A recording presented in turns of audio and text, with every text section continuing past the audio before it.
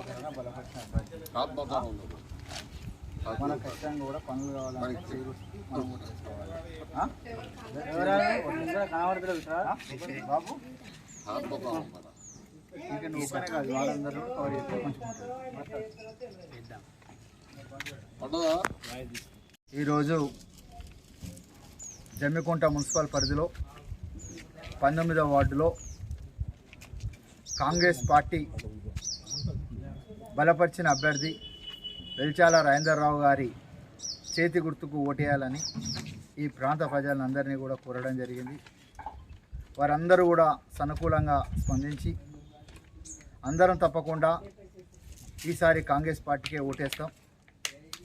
గతంలో ఈ ప్రాంతానికి ఎంపీగా చేసిన ఇద్దరు అభ్యర్థులు కూడా ఈ ప్రాంత ప్రజలను ఏనాడు పట్టించుకోలే. ఈ ప్రాంతం మంచి చెడు ఏ కష్టం వచ్చినా కూడా పట్టించుకోకుండా పోయారు. మరి గతంలో పున్నం ప్రభాకర్ అన్ననే ఈరోజు వరకు కూడా ఈ ప్రాంత ప్రజలు గుర్తు చేస్తూ ఉన్నారు. ఎందుకంటే జమ్మికుంట ఆదర్శ రైల్వే స్టేషన్ కానీ మరి కరీంనగర్ టు తిరుపతి వెళ్ళే ట్రైన్ కూడా తనే వేయించడం జరిగింది పున్నం ప్రభాకర్ గారే.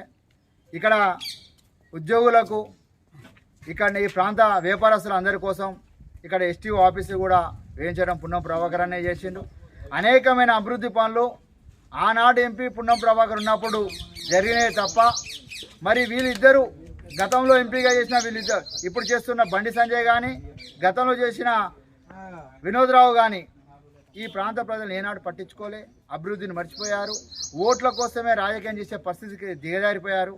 తప్పకుండా ఈ ప్రాంతం కాంగ్రెస్ అభ్యర్థి వెల్చాల రాజేందర్ గారిని భారీ మేడతో గెలిపిస్తారని సంపూర్ణమైన విశ్వాసం నమ్మకం మాపై ఉన్నది. ఎందుకంటే ఈ నియోజకవర్గంలో మరి ఉడతల ప్రణవ్ బాబు గారు కూడా ఆయన నాయకత్వంలో గడప గడప ప్రచారం కూడా అద్భుతంగా జరుగుతూ ఉన్నది. తను కూడా నన్ను గెలిపించలేకపోయారు, కాంగ్రెస్ గవర్నమెంట్ వచ్చింది, తనన్నా గెలిపించండి, ఈ ప్రాంతాన్ని అభివృద్ధి చేస్తామని ఆయన కూడా గడప గడప తిరుగుతూ ఉన్నారు.